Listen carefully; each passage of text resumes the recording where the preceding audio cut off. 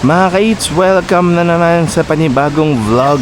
Medyo kakaiba tong vlog na ito kasi tayo ay maglalakad lang dito sa Boracay.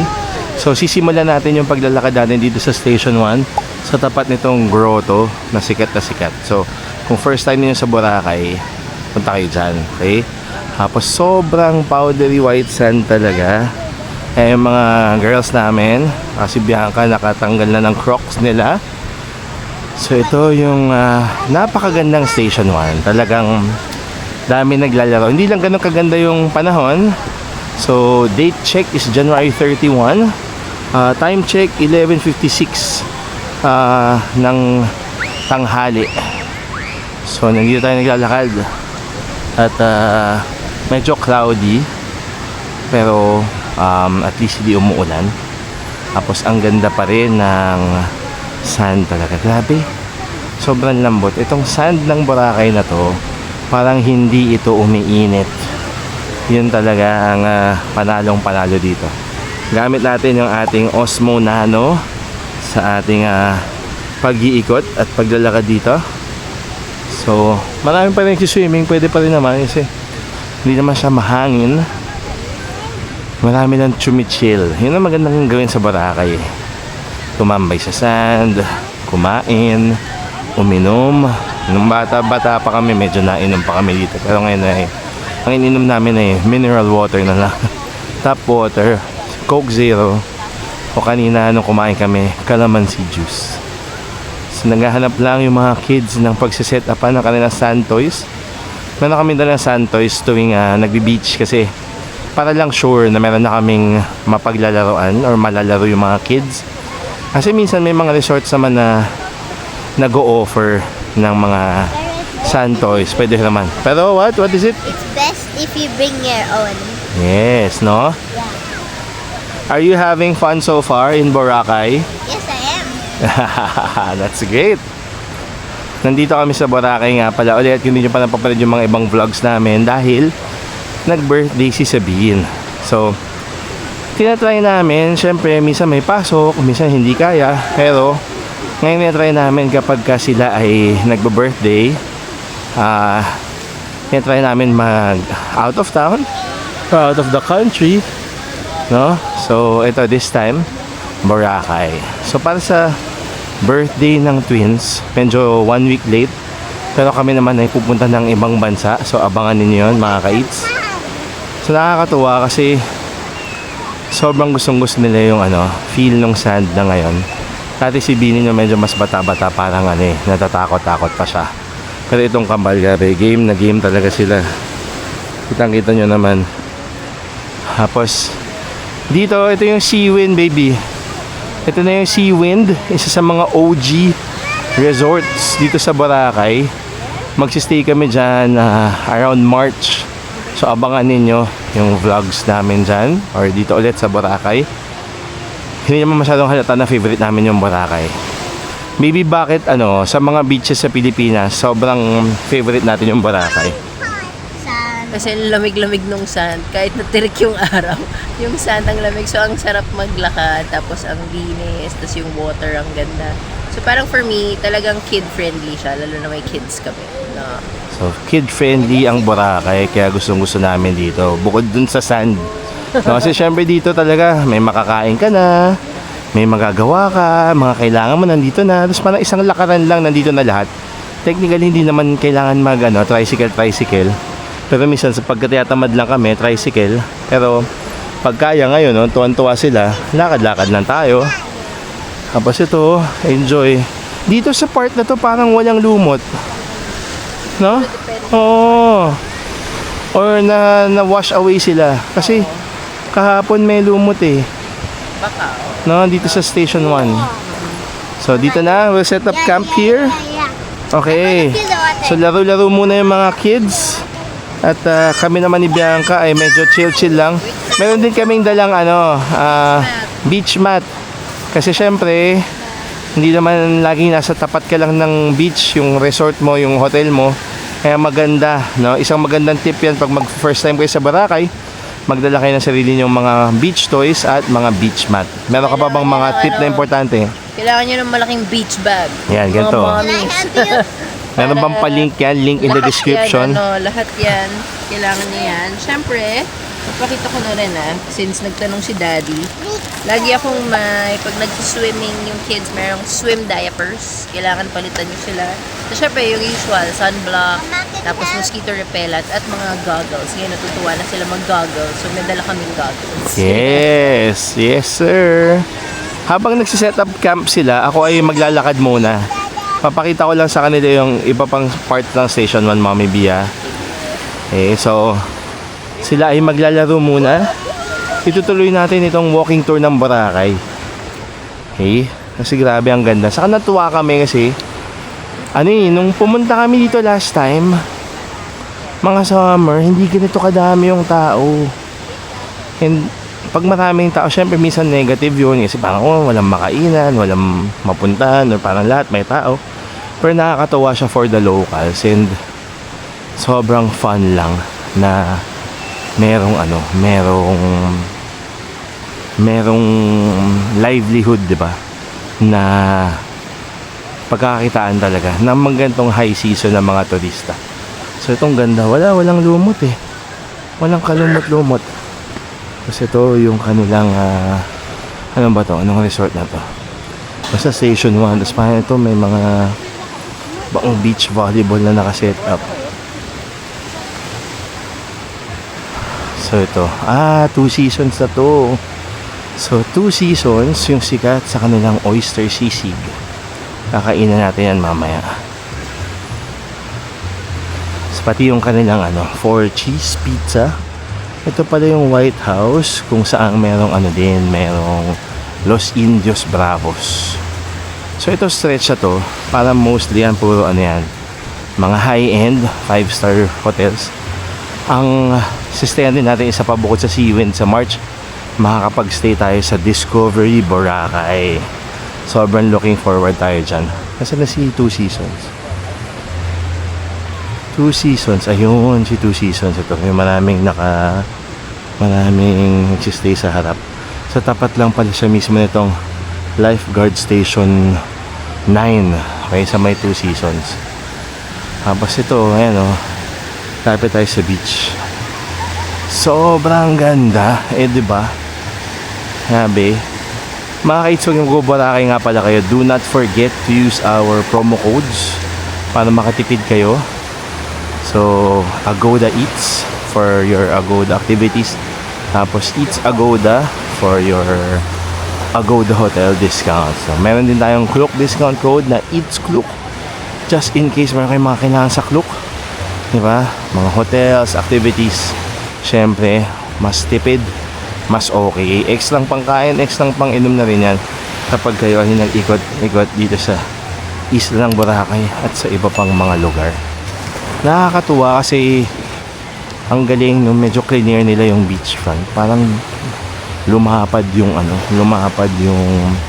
white sand. Yan, ang ganda. Sabi talaga. Sobrang blessing magkaroon ng isang isla na tulad ng Boracay. So pag nagpunta kayo dito for the very first time, lang din, alalay lang, huwag tayong magkakalat, huwag tayong huwag natin sisirain yung nature kasi syempre regalo to sa atin. And natin na ma-experience pa siya ng mga anak natin, mga apo-apo natin, di ba? Isa siyang treasure talaga ng Pilipinas. So sobrang panalo. Station 1 pa lang to. Mamaya subukan natin maglakad papuntang Station 2. So dito kami, Station 1 ulit, sa tapat lang ng Seawind, setting up camp. Tapos from here, tanaw ninyo yung sikat na photo spot na may grotto dito sa Boracay. World class talaga to, one of a kind. Dito na sa tapat, yung sinasabi ko na parang naging daungan ng mga Boracay party yacht. Salamat sa clearing before, hindi na siya as lapit. And the sun is shining. Wow!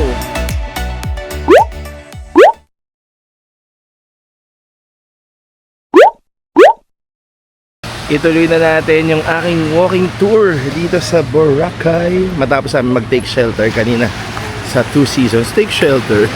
Kumain lang. Take shelter. Nandito pa rin kami sa Station 1 pero palakad na kami.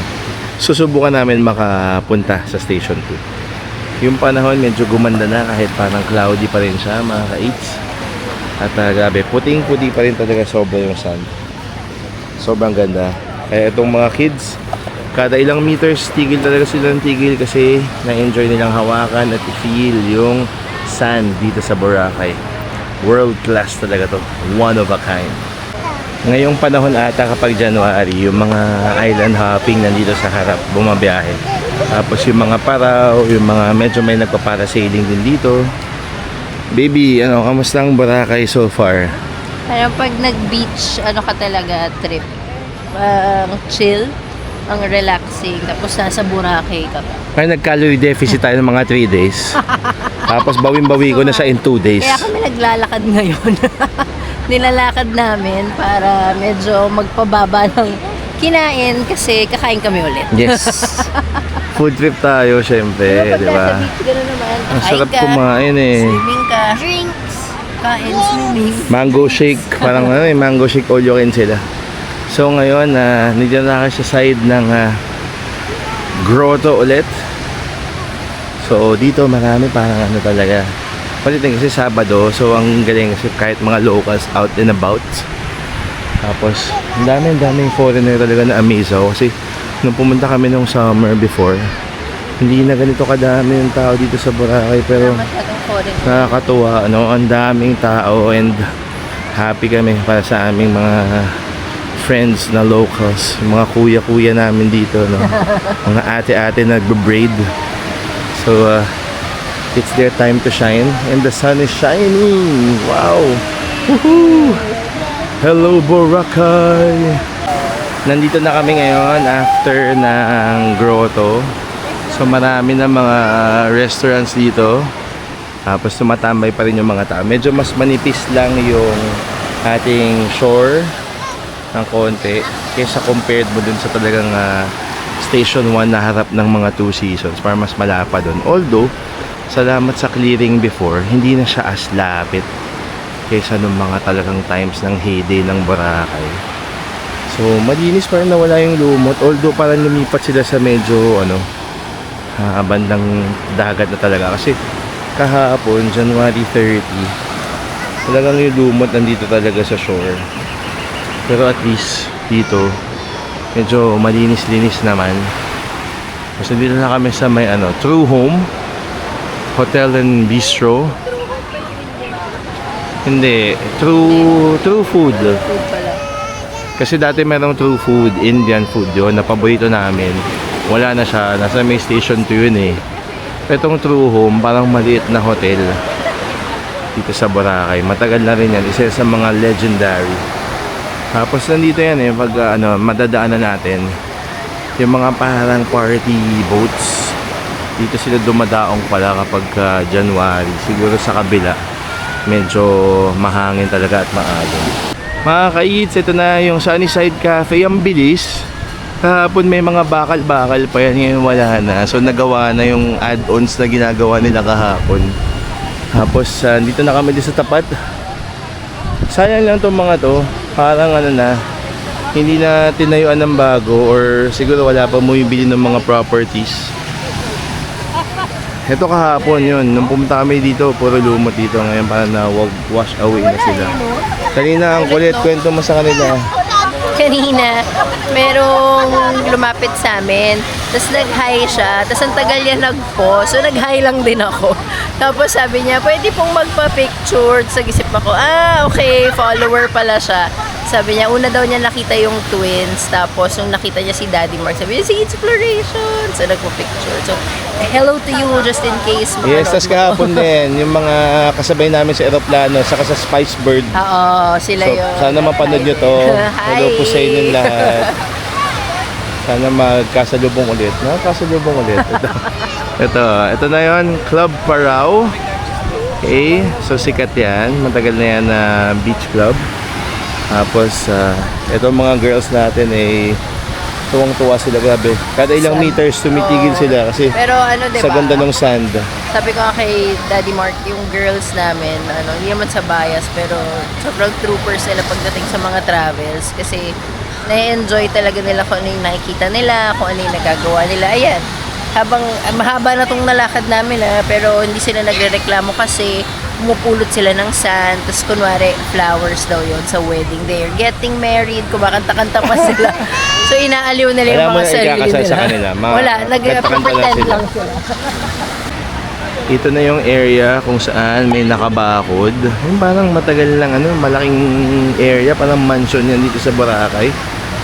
Tapos dito na sa tapat, yung sinasabi ko na parang naging daungan ng mga Boracay party yacht. Ang kulit kasi dito pala sila sumasakay kapag ganitong panahon. So, yan, kapag nag-avail siguro kayo nun sa Klook o sa Agoda or sa mga locals dito na mga tour coordinator, pwede kayong sumakay ng kahit ano dyan ng mga party yacht. Siguro maramang dyan aabuti na kayo ng sunset kapag kayo ay sumakay. Tapos nakakatuwa, ang daming tao talaga, grabe. Are you having fun? Yeah. What do you like about Boracay so far? The swimming, I mean, the sand. The sand, nice. Is the beach very clean? Yeah. Nice. Oh, let's go. People in Portugal.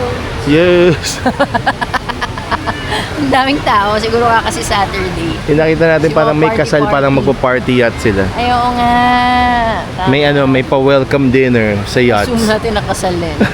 sila parang pare-pareho ng suot. Mga floral, pang Hawaiian. Hello po, baka may makapanood din na to sa inyo.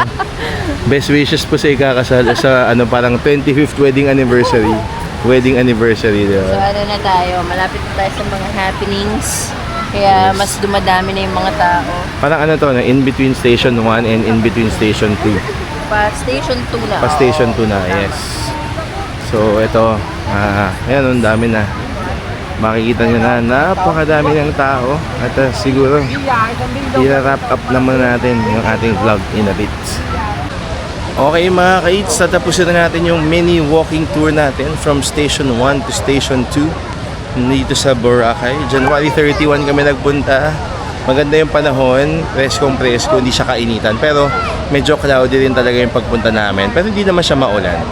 Naabutan rin namin kahapon na medyo maaraw pa at maganda. Tapos kung punta kayo Boracay with kids, ano bang magandang tip, Mami B? Kung pupunta kayo ng Boracay with kids, siguro pipili kayo ng hotel na may facilities din na pwede for the kids. Para bukod sa beachfront, bukod sa shore na pwede nilang laruan, meron din sa hotel. Yes. Yes, maganda yun, no? Try nyo i-check yung Hue Boracay. Kompleto. May maganda swimming pool. Masarap yung breakfast. Merong family room. May elevator. Merong sariling gym. May play area. Meron pang paid play area. Meron na ring spa at salon. Merong mini food court. Merong mini arcade. In short, kompleto sa may Station X. Kahit hindi siya beachfront, okay siya kasi accessible pa rin naman ang mga lugar dito dahil sa mga tricycle. At kung mahilig kayo maglakad, hindi yung exercise nyo na rin yun. Kasi syempre sa Boracay, food trip talaga. Yun lang mga ka-eats, maraming salamat sa panonood at sana na-enjoy ninyo itong paglalakad natin sandali dito sa Boracay na napakaganda. Maraming salamat sa panonood. Until next time, bye-bye! Bye-bye!